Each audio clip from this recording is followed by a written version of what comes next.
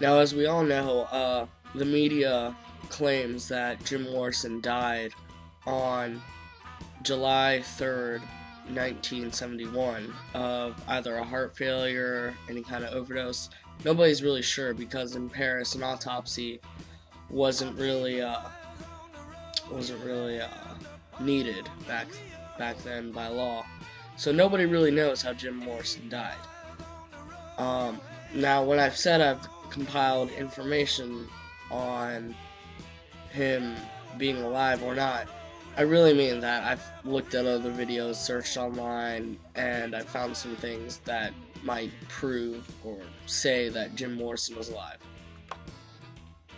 One thing I found in another person's video was this well, not really hidden interview, but a homemade video of the keyboardist, the ex-keyboardist of the Doors, Ray Manzarek, I think that's how it's pronounced, admitting to whoever he's talking to that Jim Morrison is like, oh yeah, Jim, he's alive and well in Oregon.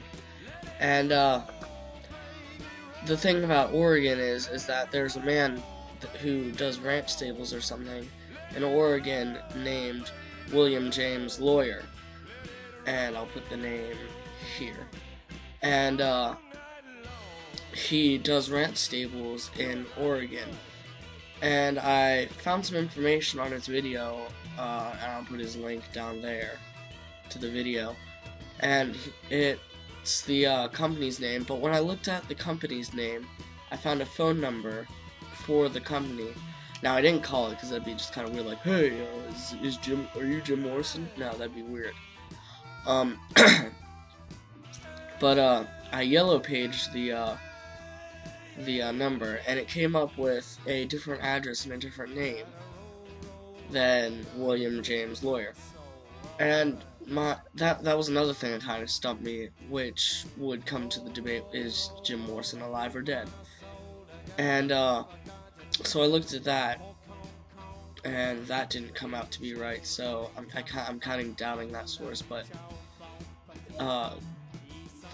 it's weird that the keyboardist would say that he's alive and well in Oregon.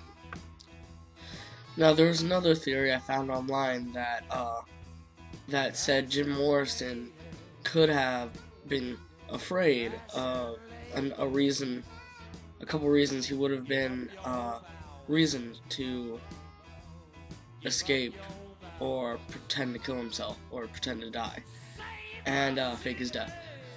One reason was that I don't know, conspiracy theory that Jimi Hendrix and Janis Joplin had been killed by the U.S. FBI because they were speaking against the Vietnam War, and Jim thought he was going to be targeted next, so he faked his death. Another is that he had the means and had the money and would have been completely able to, and just to get out of the spotlight, and he would have had the money and everything to be able to fake his death. And that's all I gotta say on that. Now, that's all I really got on my mind right now, but if I remember anything else, maybe when I'm better, or when if I've come across more things, then I'll be sure to post a part 2 video. So, long live the Doors and long live the spirit of the Lizard King.